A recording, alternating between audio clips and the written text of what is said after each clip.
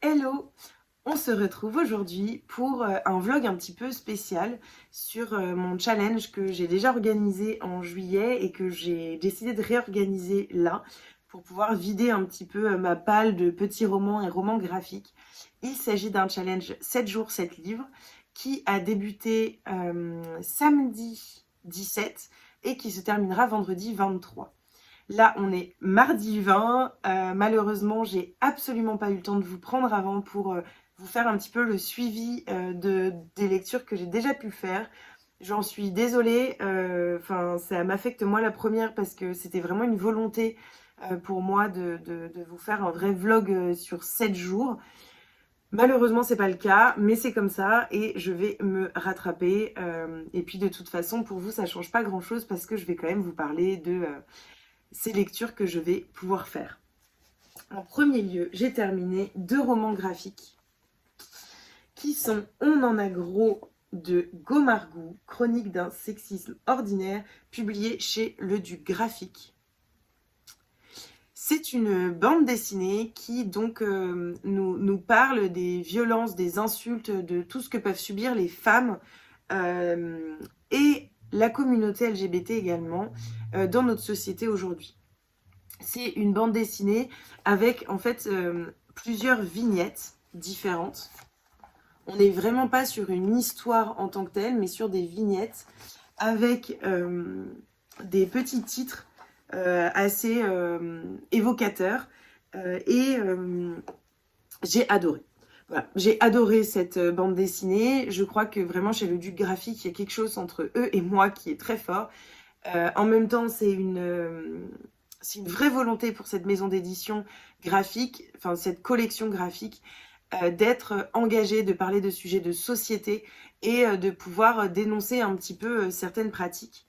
Vous voyez, il y a écrit à la fin une maison d'édition de romans graphiques et de bandes dessinées engagées qui se donne pour mission d'explorer des sujets de santé, de développement personnel et de société sur un ton à la fois militant, joyeux et bienveillant.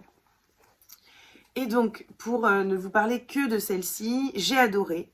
J'ai trouvé parfois, et c'est normal, c'est des petites vignettes, que on n'atteignait pas la profondeur de ce qui pouvait être abordé sur certains sujets. Et en même temps, c'est ce qui est, je pense, recherché par l'autrice, de percuter en une vignette, de pouvoir appuyer là où ça fait mal. On se reconnaît forcément dans plusieurs situations qui sont présentées. Les dessins en noir et blanc, j'ai trouvé, rajoutent à la partie sombre qui forcément est dénoncée ici de notre société patriarcale et de toutes les violences qu'on peut subir. J'ai trouvé les dessins parfois très forts, notamment, et c'est assez étrange de dire ça, notamment parce que en plus de la couleur noir et blanc, les personnages sont quasiment presque sans expression. Ce que je veux dire par là, c'est que les femmes sont vraiment sans expression. Elles ont toutes un petit peu le même visage, les mêmes lèvres. Et j'ai trouvé que ça rajoutait quelque chose comme pour nous centrer vraiment sur le propos, sur la situation, et non sur comment la personne l'a vécu individuellement, mais vraiment sur ce qui peut nous toucher de façon collective, en fait. Et donc, voilà, je trouve ce roman graphique extrêmement fort, très intéressant, très important. Et aujourd'hui, la question des violences faites aux femmes, du sexisme est de plus en plus discutée dans nos sociétés. On a de plus en plus de livres qui parlent de ça. Et je trouve super que ces sujets soient abordés dans des genres différents, de façons différentes pour que toute personne puisse trouver la lecture qui va l'éveiller à ces questions et qui va lui parler. Donc voilà, je ne peux que vous recommander cette bande dessinée et n'hésitez pas à me donner votre avis et à en discuter avec moi en commentaire. Ensuite, j'ai lu À fleur de peau de Saverio Tomasella et Maëline et Bella Pinero chez Le Duc Graphique.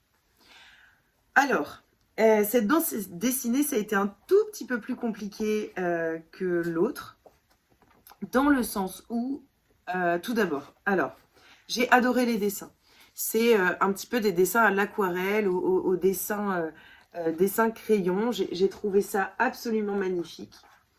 Le thème de l'hypersensibilité et oui, de l'extrême sensibilité, donc de l'hypersensibilité m'a beaucoup touchée. Il est abordé d'une façon très bienveillante, très belle, mais j'ai eu beaucoup de mal en fait à rentrer dans ce roman graphique sans vraiment saisir pourquoi. En tout cas, il y a quelque chose qui me bloquait. J'avais du mal, c'était un petit peu fastidieux comme lecture. J'ai mis vraiment du temps à le lire alors que enfin, c'est un roman graphique, donc ça va assez vite. J'ai été sincèrement conquise par les dessins, mais je pense qu'en fait, moi j'avais lu que c'était une BD graphique sur un roman graphique sur l'hypersensibilité. Je n'avais pas conscience, je pense, à quel point il était centré sur le yoga et sur la méditation pour transcender son ultra-sensibilité. C'est ce qui est écrit à l'arrière. Et c'est peut-être ce qui m'a un petit peu bloquée parce que je ne suis pas tellement branchée yoga et méditation, même si en soi ça pourrait m'intéresser, mais j'y connais pas grand-chose. Et j'ai trouvé que ça manquait un petit peu d'explication sur ce que ça pouvait être. Je sais pas, il y a quelque chose qui m'a manqué. En tout cas, c'était pas une mauvaise lecture, hein. Je ne critique pas du tout cette bande dessinée. C'est plus que je pense qu'elle n'était pas vraiment faite pour moi, en tout cas pas à ce moment-là. J'ai eu du mal à le lire, du mal à rentrer dedans, du mal à la finir. Et donc voilà, c'est comme ça, hein. Je crois que c'est le premier le duc graphique qui me touche moins, voilà, qui me laisse pas indifférente, mais qui m'a moins touchée. Voilà. Donc c'est une lecture un petit peu en demi-teinte, mais c'est comme ça. Donc voilà mes 2 lectures du week-end. Donc ça fait déjà 2 sur 7. Je suis également en train... Enfin, je termine d'ailleurs parce que je lis en audio. Enfin, je lis et j'écoute en audio. D'ailleurs, j'ai pas mis le marque-page à je l'ai pas mis du tout à ma dernière, là où j'en étais. Je lis Home de Toni Morrison, qui est un roman donc d'une autrice américaine qui traite de la ségrégation aux États-Unis dans les années 50. Je vais vous lire le résumé. Oui, je vais peut-être vous lire le résumé maintenant et puis vous dire un petit peu ce que j'en pense et où j'en suis. Frank Monet est noir. Brisé par la guerre de Corée, en proie à une rage folle.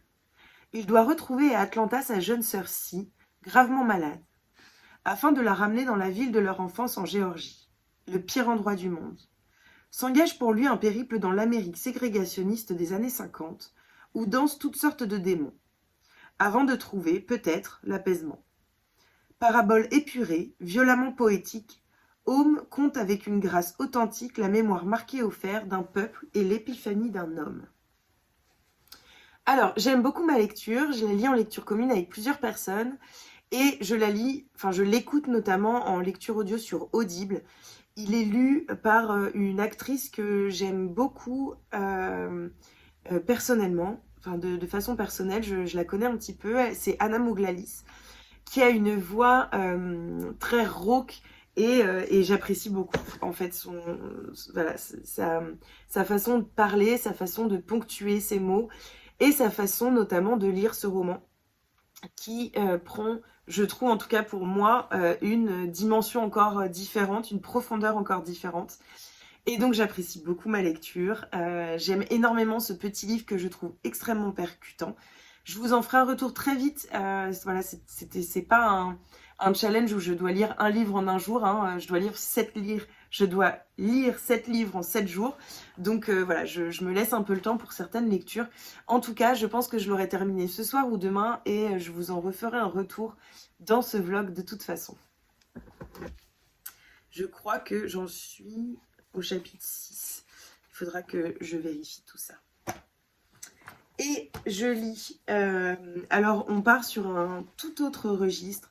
En fait, je ne savais pas trop si j'allais vous le présenter. Et en même temps, en fait, il fait partie de mon challenge parce que parce que j'ai décidé de le lire maintenant et de le compter dans mes lectures actuelles. Il s'agit de La culture de l'inceste qui est publié au Seuil, qui a été écrit par plusieurs personnes sous la direction de Iris Bray et Juliette Drouard. C'est donc un livre sur l'inceste, sur la culture de l'inceste. J'ai vraiment hésité à vous en parler et en fait je trouve qu'il est extrêmement important et que c'est un livre très accessible qui, au-delà de la question de l'inceste, de la définition de l'inceste et de tout l'impact que l'inceste a sur nos sociétés, parce que les chiffres sont assez effarants. On parle de un enfant sur 10, de 10% de la population. C'est énorme. Donc voilà, c'est un livre d'utilité publique et qui est, en tout cas pour ma part, j'apprécie énormément en fait l'angle sous lequel les auteurs, autrices abordent le sujet, parce que il nous parle vraiment de la culture de l'inceste dans notre société qui est très normée, très patriarcale, et donc ils permettent en fait de poser ci et là des questions très intéressantes. Il y a tout plein de références, de romans, de livres, de documentaires qui sont très intéressants, qui sont vraiment tout au long du livre. Et donc voilà, je suis en pleine lecture de ce livre. J'aime beaucoup. Enfin, j'aime beaucoup dans le sens où il m'apprend énormément de choses et que je le trouve vraiment très intéressant, très accessible, tout en étant très intelligent. Donc voilà, je vous en referai, je vous en dirai peut-être 2-3 mots quand je l'aurai terminé, mais j'avais vraiment envie voilà, de vous en dire quelques mots ici, même si c'est pas vraiment le genre de littérature que je partage d'habitude avec vous, alors qu'il m'arrive assez régulièrement de lire ce genre de livre, mais voilà, là j'avais envie de vous en parler. N'hésitez pas d'ailleurs sur Mediapart, sur la page, enfin la chaîne YouTube de Mediapart, je crois que c'est À l'air libre, ou je ne sais plus exactement, les auteurs et autrices ont été interviewés et c'était super intéressant, je les ai écoutés hier soir et vraiment c'était voilà, extrêmement intéressant, donc n'hésitez pas. Et enfin, parce que je ne m'arrête pas là, je lis plusieurs livres suivant les moments que j'ai et suivant mon envie du moment. Je suis en train de débuter donc le livre qui sera mon 5e livre, qui est Les Indécis de Alex Donnel, publié chez Archipoche dans la collection Instant Suspendu. J'adore pour l'instant. De toute façon, le pitch me faisait super envie, je vais vous le lire juste après. J'aime beaucoup l'écriture qui est très simple, très douce, très fluide. Je me demande où ça va me mener. C'est très développement personnel et en même temps, il y a vraiment une histoire derrière. Il me semble un petit peu court pour aborder tout ce que je pense qu'il va aborder, mais voilà, je vous en ferai un retour de toute façon demain ou après-demain. Et puis, je vais vous lire la 4e de couverture avant de vous laisser pour vous reprendre un petit peu plus tard. Mort dans un accident de voiture, Max, 33 ans, se retrouve à l'Inspiratoire, un lieu où les défunts inspirent des auteurs qui les transforment en personnages de romans. Encore faut-il choisir un genre littéraire. Policier, fantastique ? Max est indécis. Heureusement, Madame Schmidt, sa défunte professeure de français de 3e, l'accompagnera dans son voyage introspectif, au cœur de sa vie passée et du rôle que les livres y ont joué. Alors que l'éternité est devant lui, le temps est compté. Il n'a que 24 heures pour prendre la plus importante décision de sa seconde vie. Je vous en reparle très vite. Je vous reprends, on est mercredi, on est le 21 septembre. J'ai quelques minutes pour vous prendre. J'ai dû aller récupérer mon fils, donc c'était pas prévu que je vous prenne aujourd'hui, mais pour le coup, je suis rentrée en avance. Donc je voulais vous parler un petit peu de mes lectures de ce challenge, 7 jours, 7 livres. Je suis encore en train d'écouter Home de Toni Morrison. Il me reste à peu près une petite heure, donc je pense que je l'aurai terminé ce soir. Je vous en reparlerai demain. Cependant, j'ai terminé entre hier soir et aujourd'hui, j'ai terminé Les Indécis de Alex Donnel, publié chez Archipoche dans la collection Archipel. C'est vraiment un livre que j'ai beaucoup aimé. assez étrange entre le roman initiatique et une espèce de quête identitaire, de roman initiatique et de livres de développement personnel avec quelques questionnements un peu philosophiques. C'est un livre qui est très bien écrit, on est vraiment plongé dans le roman. L'écriture a quelque chose de très visuel. Voilà, c'est vraiment très immersif, très visuel. Donc j'ai vraiment apprécié, je me suis entièrement plongée dedans. D'ailleurs, je l'ai dévoré, il fait à peu près 300 pages, je crois. Et je l'ai lu, je crois, en 2h30. Alors, il faut savoir que c'est assez espacé. Et donc, en fait, ça se lit vraiment très vite, très simplement. Enfin, il n'y a rien de très compliqué. Je vous ai déjà lu le résumé. Alors, j'ai aimé l'histoire, j'ai adoré l'histoire, j'ai adoré cette façon qu'a l'auteur de mettre la littérature en fait, au centre de nos vies, de notre mort également, au centre du monde, en fait, de montrer l'importance de la littérature. Là où j'ai eu plus de mal, c'est à m'attacher au personnage, mais en fait, je ne suis pas certaine que l'auteur ait cherché à vraiment travailler les personnages de façon profonde. Je pense que les personnages venaient plutôt ouvrir des questionnements, répondre à d'autres et ouvrir un petit peu le champ des possibles, ouvrir les questionnements en fait tout simplement. Voilà, ce qui fait que c'est une superbe lecture, mais peut-être que je m'attendais à autre chose. Peut-être que je m'attendais à quelque chose d'un peu plus fort au niveau de l'histoire, d'un peu plus percutant. Il y a des personnages vraiment touchants en soi dans ce qu'ils viennent nous dire et nous apporter. Mais voilà, j'ai pas réussi à trouver parfois quelque chose de plus à ces personnages. Je trouvais qu'ils passaient parfois plus ou moins vite, mais de telle façon qu'on ne s'y accroche pas. J'ai pas forcément de prénom en tête, de souvenirs très précis. Donc voilà, ça reste une excellente lecture, vraiment. N'hésitez pas à venir m'en parler parce que ça a été vraiment une très très bonne lecture. J'ai passé un excellent moment. Mais voilà, c'est pas un... Je pense que l'histoire me marquera, mais les personnages ne m'ont pas du tout marqué plus que ça. Et je vais débuter, enfin d'ailleurs j'ai débuté, mais je vais continuer. Alice de Emma Baker, ce sera mon 1, 2, 3, 4, 5, 6e livre. Il est assez gros, il fait 380 pages, donc c'est un vrai challenge pour moi, mais j'ai très envie de le lire parce que j'ai également le dernier roman de l'autrice qui je crois s'appelle L'Inconduite à lire, donc qui est dans ma palle, qui est sorti chez Albin Michel en août, et donc voilà, j'aimerais bien le lire là. Je sais que là je vais avoir un petit peu de temps dans les transports. Demain jeudi je vais avoir beaucoup de temps d'attente, notamment entre mon travail le matin, j'ai un rendez-vous l'après-midi et entre les deux j'ai 2 heures. Et pareil, après mon rendez-vous, j'ai 2 heures avant de retourner travailler le soir. Donc je pense que je vais avoir le temps de le dévorer. Et je vous en dirai des nouvelles, je vais vous lire le résumé tout de suite. Alice a 21 ans. Le bel âge, dit-on.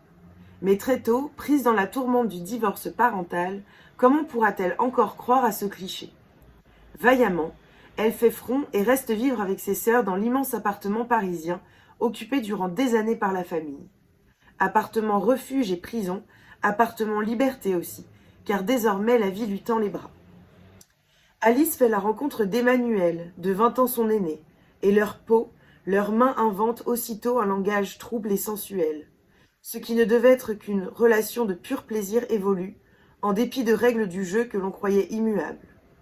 Alice, toute d'insouciance et de légèreté, devra quitter au fil du livre et des années ses vêtements de petite fille et s'inventer sa propre vie amoureuse.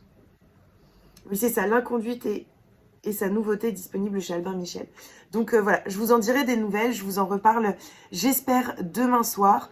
Et sinon, je vous reprendrai vendredi pour vous faire un petit update de ces différentes lectures et puis vous parler un peu de ma dernière lecture qui m'accompagnera vendredi soir. Je vous reprends, on est vendredi 23 Et j'ai pas eu le temps de vous prendre hier, j'ai terminé à 20h. Par contre, j'ai eu énormément le temps de lire. J'ai notamment terminé l'audio de Home de Toni Morrison que je lisais en LC avec pas mal de personnes. C'est une lecture donc que j'ai lue en audio. C'était Anna Mouglalis, comme je vous l'ai dit, qui lisait. J'ai adoré sa lecture. J'ai oscillé de temps en temps avec la lecture papier. Alors, en fait, il est un peu dur de parler de cette lecture, tout simplement parce que j'ai adoré. J'ai trouvé les thèmes extrêmement bien abordés. C'est un livre très court, mais d'un autre côté extrêmement percutant, qui vient nous chercher, qui vient nous déranger également. Parfois, il y a des scènes extrêmement violentes, extrêmement dures, mais qui permettent de se rendre vraiment compte de la réalité de la situation. Ce que je peux dire, c'est que j'ai trouvé, et on en parlait avec les copines ce matin, j'ai trouvé l'écriture un petit peu brouillon, surtout au début, mais j'ai un peu l'impression que c'est le style d'écriture de Toni Morrison. Pour avoir lu un autre de ses romans dont je ne me souviens plus le titre, je sais que j'ai vraiment eu l'impression de retrouver sa plume, sa patte, ce qui fait qu'elle est elle, enfin que voilà. Donc c'est pas ce qui m'a choquée. Par contre, j'ai mis vraiment du temps à rentrer dans l'histoire. J'ai énormément apprécié le livre, vraiment, mais j'ai mis du temps à m'attacher à l'histoire et m'attacher à l'histoire des personnages. Alors, pour être sincère, les personnages, je m'y suis pas attachée plus que ça, mais petit à petit, j'étais contente de suivre leur évolution, j'étais contente de les connaître, j'étais contente de les rencontrer, et voilà, à la fin de cette lecture, je me suis dit, j'ai passé un bon moment de lecture, d'écoute, et je pense que c'est ça l'essentiel, c'est de passer un joli moment. Donc je ne peux que vous recommander ce livre, même si c'est pas un coup de cœur. Je peux pas dire que ce soit une excellente lecture, mais c'est une très belle lecture qui m'a fait passer un joli moment et qui permet d'aborder des thèmes très intéressants en très peu de pages, parce qu'encore une fois, il fait 140 pages, je crois. 139 pages en comptant le début. Donc voilà, c'est très très court. Ensuite, j'ai terminé et je suis assez fière parce que bon, j'avais énormément de temps, donc en fait je me suis assise sur un banc et j'ai lu et donc forcément assez rapidement on termine un roman. J'ai terminé hier soir en rentrant chez moi Alice de Emma Baker, dont je vous ai parlé juste avant. Je vous ai déjà lu le résumé. Alors, pour le coup, cette lecture est mitigée. J'ai adoré l'écriture. Vraiment, pour le coup, j'ai presque un coup de cœur pour l'écriture de Emma Baker, qui est parfois extrêmement douce, parfois extrêmement simple et fluide, et parfois beaucoup plus vulgaire, beaucoup plus saccadé. Quelque chose qui vient nous prendre et qui nous empêche d'arrêter de lire. Voilà, c'est un petit peu ce que j'ai pu ressentir au fil de la lecture. J'ai terminé le livre, donc c'est quand même que j'ai trouvé quelque chose et que l'histoire en soi m'a plu. Mais j'ai détesté les personnages. J'arrive pas à trouver de termes pour vraiment parler de ce que j'ai pu ressentir envers eux. Mais je n'ai pas aimé les personnages, notamment les personnages principaux, donc ce qui est quand même assez problématique. Même si, encore une fois, j'ai terminé le livre et donc je me suis posé la question de si c'était pas une vraie volonté en fait de l'autrice que ces personnages soient un petit peu détestables. Voilà. Ce qui m'a également un petit peu étonnée dans ce livre, c'est que je m'attendais à une histoire d'amour, je m'attendais, au vu de la 4e, à quelque chose d'assez sensuel, mais je ne m'attendais pas à autant de scènes extrêmement détaillées. C'est pas du tout ce que j'avais envie de lire, c'est pas du tout mon style de lecture. Même si j'ai pu lire 50 nuances de Grey il y a quelques années et j'avais adoré, mais c'est plus du tout le style dans lequel je me retrouve et dans lequel je me sens bien.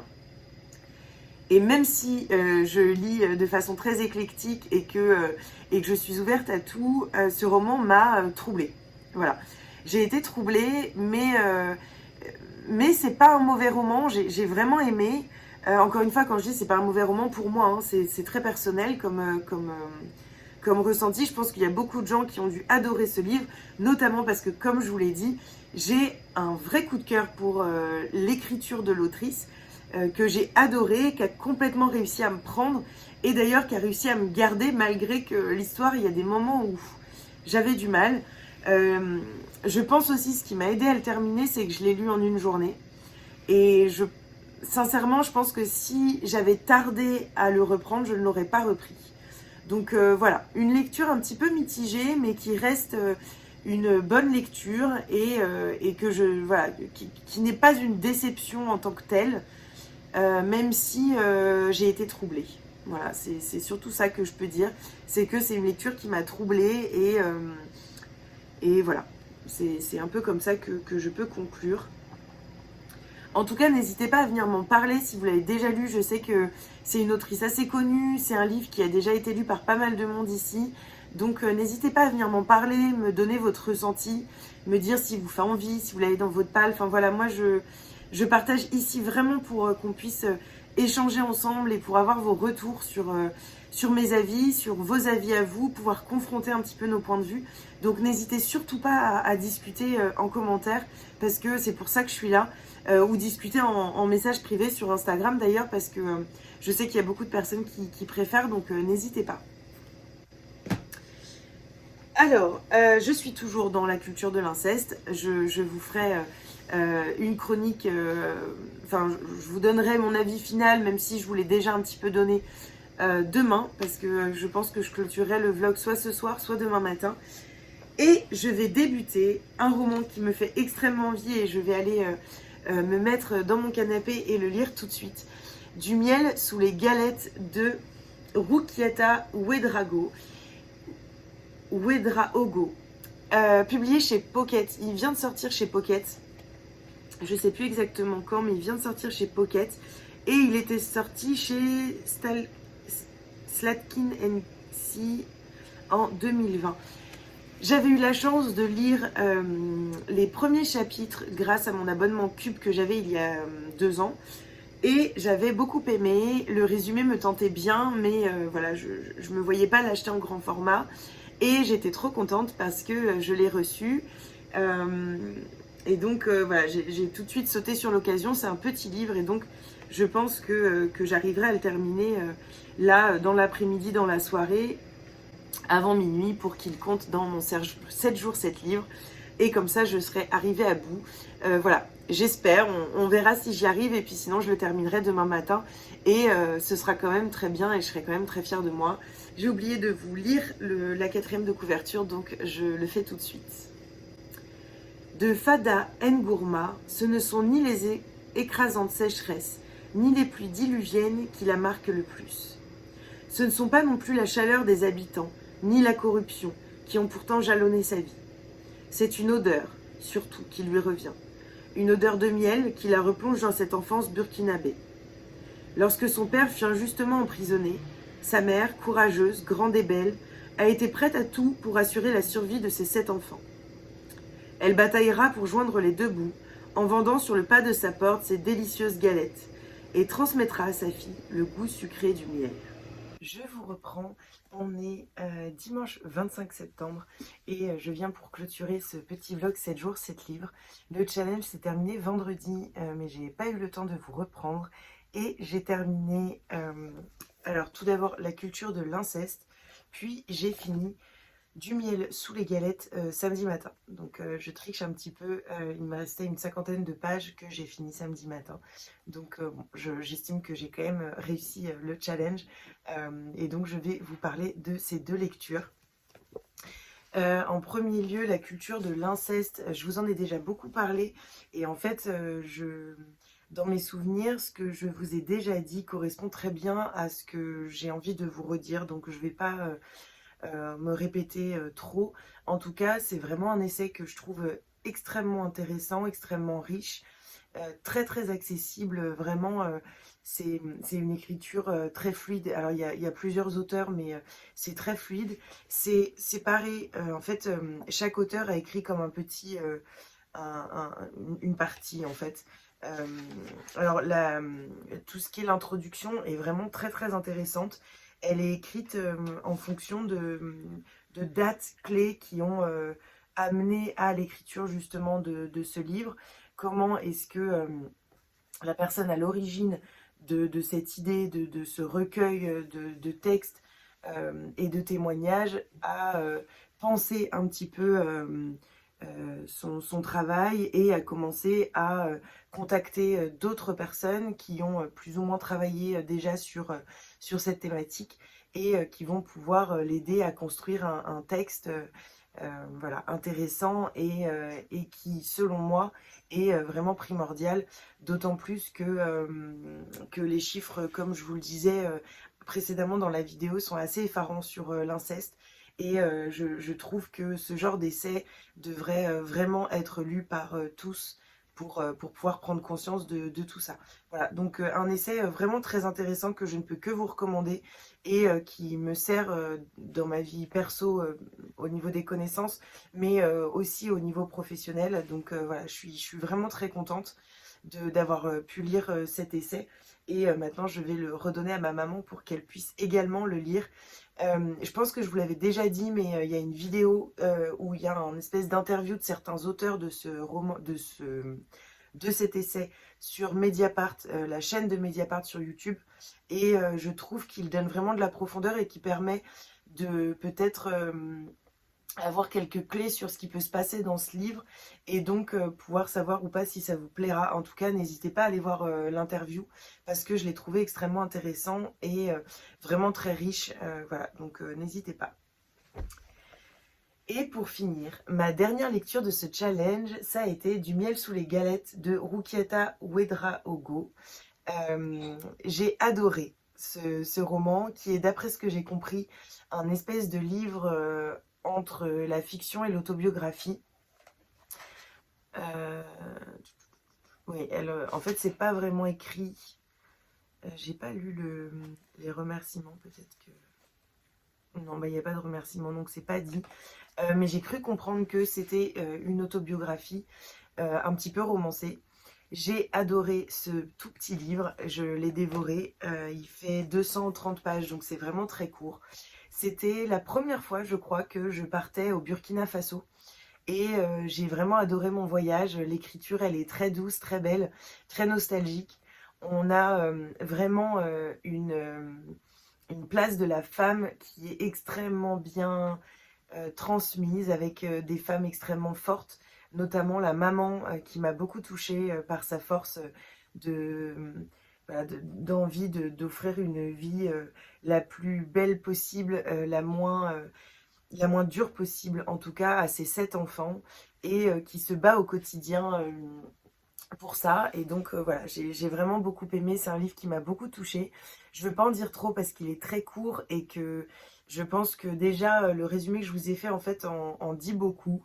Mais je l'ai trouvé très joli et c'est très prometteur. Je ne sais pas si l'autrice a écrit un autre livre depuis. En tout cas, je suis vraiment très contente de l'avoir découverte. Et je pense que voilà, je guetterai un petit peu ses futures sorties pour voir un petit peu ce qu'elle pourrait nous offrir d'autres. Mais en tout cas, j'ai beaucoup aimé cette plongée dans la culture, les coutumes. Et l'autrice arrive très bien, j'ai trouvé, à retranscrire les odeurs qu'il peut y avoir et le paysage dans lequel elle évolue. Et donc voilà, j'ai vraiment beaucoup aimé. Et je suis très contente d'avoir terminé mon challenge avec ce petit livre que j'avais vraiment envie de lire depuis longtemps. Donc voilà, c'est chose faite et je suis très contente. Et donc voilà, le challenge 7 jours, 7 livres, deuxième édition se termine. Je suis en fait assez contente parce que ce challenge permet vraiment de lire un peu plus que d'habitude. Alors moi j'ai quand même inséré dans ce challenge 2 romans graphiques et puis des petits livres, mais je suis très contente du résultat. Et je pense que je recommencerai tous les 2 mois. Donc rendez-vous en novembre pour un nouveau challenge 7 jours, 7 livres, si ça vous tente. En tout cas, voilà, n'hésitez pas à mettre un petit pouce si vous avez aimé cette vidéo, à laisser un petit commentaire et puis à vous abonner si mon contenu vous plaît et que vous n'êtes pas encore abonné. Et puis moi, je vous fais des bisous, puis je vous retrouve vendredi pour un nouveau vlog.